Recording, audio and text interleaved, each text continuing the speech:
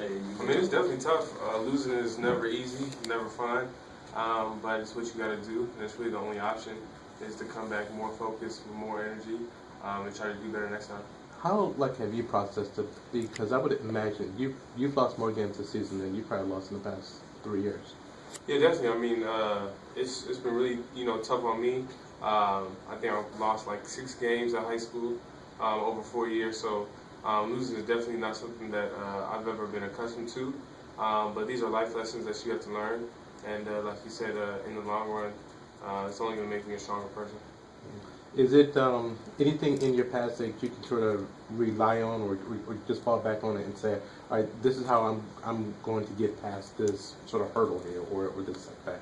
I mean, yeah, I faced a lot of adversity, obviously playing at the various levels that I've played at.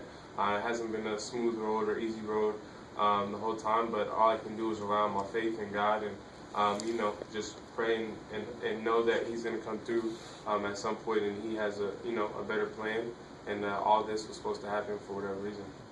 Hey, the first game at Arizona State, what was it you guys did there that you haven't been able to replicate on the road? I just think we played more of a defensive game at ASU, similar to how we play defense at home. And for whatever reason, we really haven't been able to duplicate our defensive intensity on the road like we do at home. But I think that was more of a home defensive effort that we played at ASU. Do you think that's a mental thing?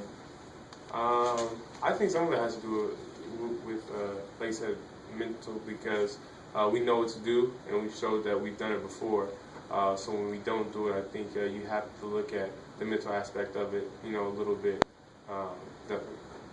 When you hear your coach say that this team needs to be more mentally tough, is that tough? I mean, is that difficult to hear?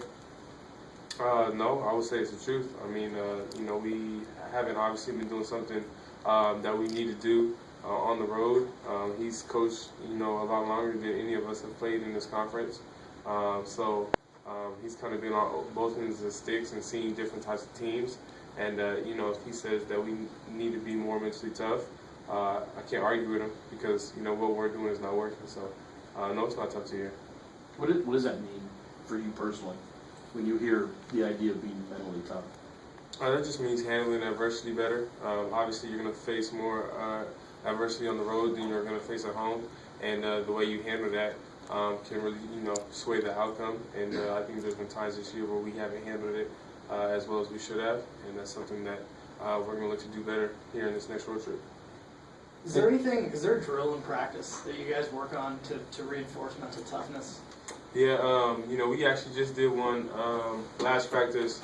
We call it the bubble drill, where basically he puts these bubbles over the basket where we can't make shots.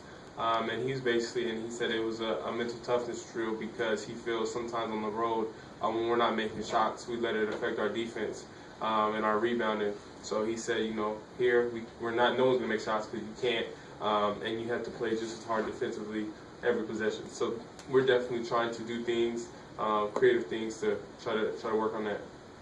What are the differences right now with Oregon the last few games compared to when you saw them last? Obviously one of the biggest differences was they were coming off a 4-game losing streak when we played them last time.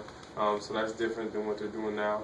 But Oregon was and still is, a really dangerous team. They have a lot of talent, and whenever you play Oregon, you're gonna have to bring your A game. You spend much time in Eugene growing up at all, or?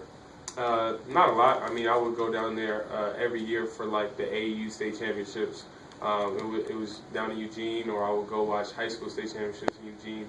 But maybe a couple times a year, not a lot. Were they ever involved in your recruitment? Yeah, definitely.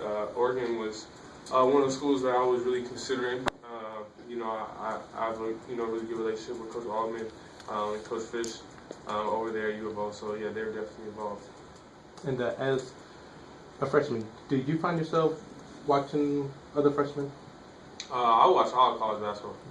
I'm a basketball fan in general, so I watch high school basketball, college basketball, NBA basketball, and obviously having friends growing up through AAU and high school, definitely keep track of them and shoot them a text if I see they had a good game or whatever. So just try to, you know, maintain those friendships. And you sort of talked about it before, but why haven't you hit that sort of so-called freshman wall? I mean, is it just something that you prepared for and kind of saw and said, I can get around it this way?